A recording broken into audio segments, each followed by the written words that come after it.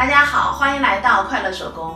这段时间呢，和大家分享了很多背包的制作，好久没和大家分享拎包了。今天我带来的呢，就是一款拎包。这款拎包呢，非常的休闲哈，我们这样子挎在手腕上，是不是很随意？这种感觉。这款包呢，看上去是前后两片哈，我在前面呢还做了这样子一个小兜，实则啊是4个等分。小包制作起来呢也很有意思，接下来就和我一起来看看它的制作过程吧。首先呢，和大家介绍一下今天咱们这个包用到的材料和具体的尺寸。这个呢是主体材料，面纸是4份，里子呢也是4份。今天我用到的面料呢是烫金的印花全棉面料，我在面纸上呢烫了50克的无纺衬。今天咱们这个包呢是要画图纸的。首先呢，我们画一个长方形，长度呢30厘米，宽度呢10厘米。然后这个图纸是1/2图纸哈，这儿呢是对折线，这儿到这儿3厘米，这点到这点呢3厘米，我们把这2个点连起来，这边也是这儿到这儿10厘米，然后和底部呢连起来。这2个三角形呢是要剪掉的。那我们画好的图纸呢就是这样子的。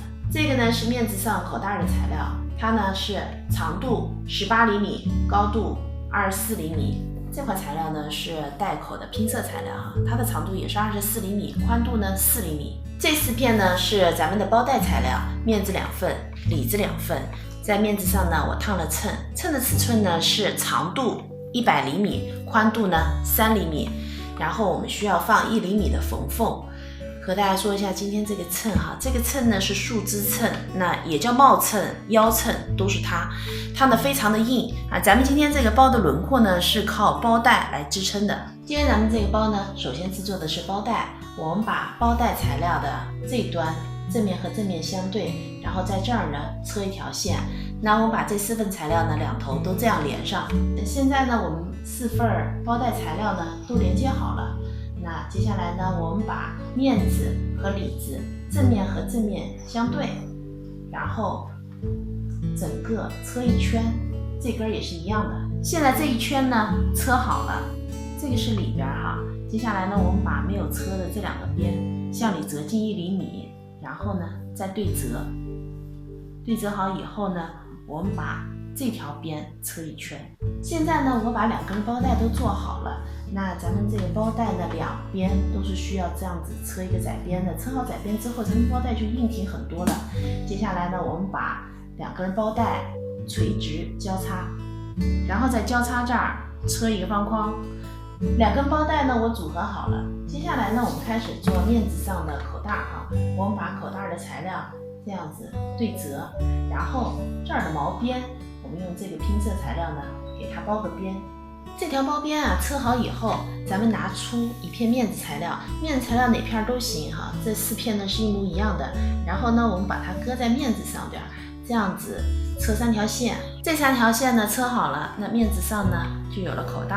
接下来呢，我们把面纸组合在一起。那组合的时候啊，咱们底部先组合，我们把材料正面和正面相对，把这条边车在一起。4条边车好以后，咱们再把2个侧边车上。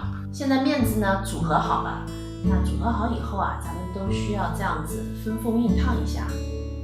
用同样的方法，我把里子呢也做好了。接下来呢，我们把里子翻到正面，然后搁进面纸里。